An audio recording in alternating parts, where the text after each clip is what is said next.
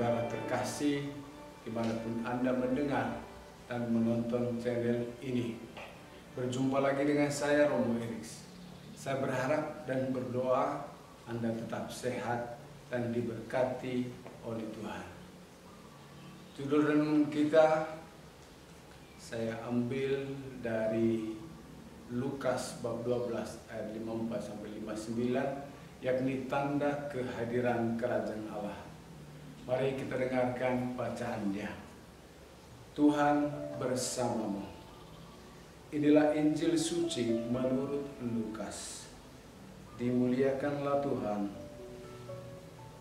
Yesus berkata pula kepada orang banyak, apabila kamu melihat awan naik di sebelah barat, segera kamu berkata, akan datang hujan, dan hal itu memang terjadi. Dan apabila kamu melihat angin selatan bertiup, kamu berkata, hari akan panas terik, dan hal itu memang terjadi. Hai orang-orang munafik, rupa bumi dan langit kamu tahu menilainya. Mengapakah kamu tidak dapat menilai zaman ini? Dan mengapakah engkau juga tidak memutuskan sendiri apa yang benar?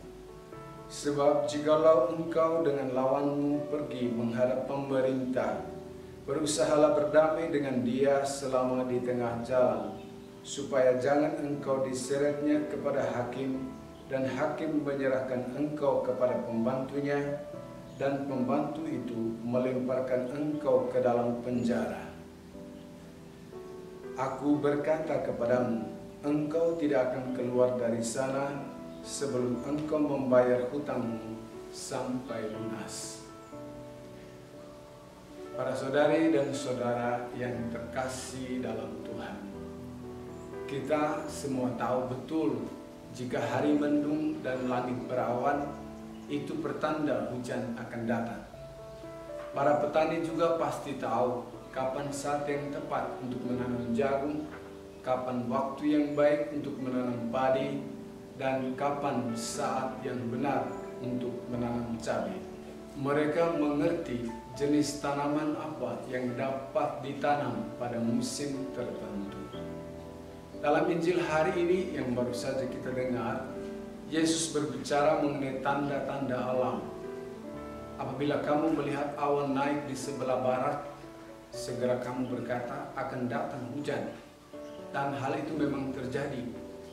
Dan apabila kamu melihat angin selatan bertiup, kamu berkata hari akan panas terik, dan hal itu memang terjadi. Perkataan itu disampaikan oleh Yesus untuk menarik perhatian pendengarnya mengenai tanda-tanda yang ia lakukan. Seharusnya para pendengar tahu bahwa segala sesuatu yang Yesus lakukan adalah tanda kehadiran kerajaan Allah, atau secara sederhana tanda kehadiran Allah dalam kehidupan mereka. Orang buta dibuat melihat, orang bisu dibuat berbicara, orang lumpuh berjalan, orang berdosa diampuni, orang mati dibangkitkan dan hidup kembali, dan masih banyak tanda lain yang dibuat oleh Yesus. Sesungguhnya para pendengar Yesus tahu bahwa semua yang dilakukannya adalah tanda yang sangat jelas dan konkret mengenai kehadiran Mesias Anak Allah, sebagaimana telah dijanjikan oleh Yahweh kepada nenek moyang mereka. Namun mereka pura-pura tidak tahu. Mereka itu disebut oleh Yesus sebagai orang-orang munafik. Orang-orang munafik ini adalah lawan dari kerajaan Allah. Mereka tidak menerima, mereka menolak Yesus. Mereka tidak mau berdamai dengan Allah, tetapi terus-menerus bertahan dalam ketegaran hatinya. Mereka diibaratkan dengan orang yang berutang, tetapi tidak mau berdamai dan bernegosiasi menyelesaikan utang dengan lawannya.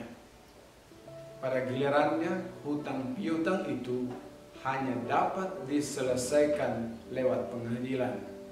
Dan saat hakim memutuskan seseorang akan masuk penjara karena berutang, maka dia tidak dapat keluar dari penjara sampai ia melunasi seluruh utangnya. para saudari dan saudaraku, orang-orang muda, umat beriman yang saya cintai. Kita ini adalah orang-orang yang berutang, yakni dosa dan kejahatan kita kepada Allah. Yesus datang untuk bernegosiasi menyelesaikan masalah utang atau dosa kita itu. Negosiasinya sangat sederhana. Percaya kepada Yesus dan melaksanakan semua perintahnya. Utang kita terhapus dan kita semua diangkat menjadi anak-anak Allah. Sungguh besar kasih Allah kepada kita. Para saudara terkasih, tanda kehadiran kerajaan Allah itu masih terus berlangsung sampai hari ini. Namun utang umat manusia masih juga terjadi. Manusia masih saja berperang, melakukan aborsi, membunuh, korupsi, berjudi, berlaku tidak adil, bisnis kotor, menyembah berhala, berdusta, berbohong, bersaksi palsu di pengadilan, dan masih banyak lain lagi kejahatan-kejahatan yang dilakukan. Oleh karena itu, dan untuk semuanya itu, marilah kita berdamai dengan Tuhan dan hidup menurut apa yang Ia kehendaki. Ia menghendaki kita menerima Dia sebagai juru selamat dan hidup sesuai dengan nilai-nilai kerajaan-Nya. Selagi kita masih hidup, kita dituntun hidup dalam nilai kerajaan Allah, berlaku adil, mengasihi, berdamai dengan semua orang, solider dan berbagi harta milik dengan mereka yang sangat membutuhkan, berkanjeng dalam doa dan tekun berbuat baik. Itulah syarat supaya kita sampai pada kerajaan Allah. Dan itulah juga hal yang Tuhan kehendaki dari kita.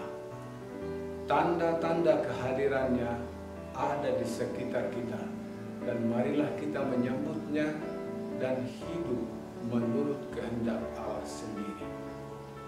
Tuhan memberkati. Salam.